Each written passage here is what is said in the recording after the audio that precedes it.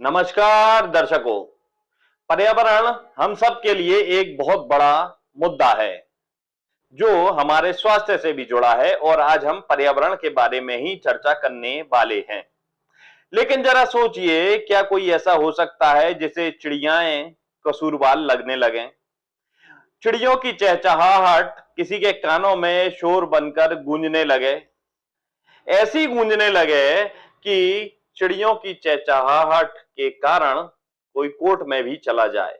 दरअसल कोर्ट में चिड़ियों के खिलाफ भी केस दायर हो जाए, मामला कुछ ऐसा ही है। तो हम आपको बताएंगे कि कोई ऐसा भी था जिसके कानों में चिड़ियों की चहचहाहट शोर बनकर गूंजने लगी। क्या है पूरा मसला? लेकिन सबसे पहले ये जान लीजिए कि ये मसला शोर शराबे से जुड़ा है, और शोर शराबे की जब कहीं बात हो तो डीजे का जिक्र ना हो, भला ये कैसे संभव है?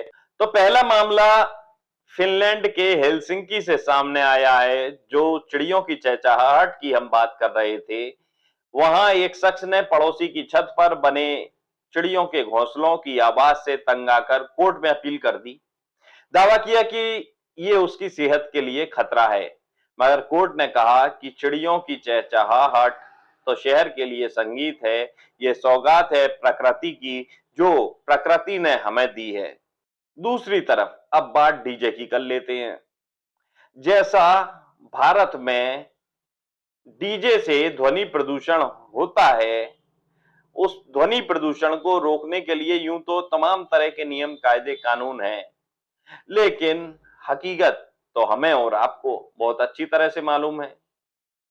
100 से 120 डेसिबल या इससे भी ज्यादा डीजे बेरोक टोक बजते हैं। न नियमों का पालन होता है, न प्रशासन सख्ती दिखाता है। ये तेज डीजे न सिर्फ इंसानों बल्कि पक्षियों और पर्यावरणों के लिए भी खतरनाक हैं। तेज डीजे के नुकसान चौंकाने वाले हैं। डब्ल्यूएचओ के मुताबिक 85 डेसिबल से अधिक की ध्वनि बहरापन, नींद न आना, चिड़चिड़ापन, बहुत सारी बीमारियों का कारण बन सकती है। पर्यावरण पर भी इसका बुरा असर होता है, यहाँ तक कि पक्षी भी मर जाते हैं या घोंसला छोड़कर चले जाते हैं। तो क्या करें?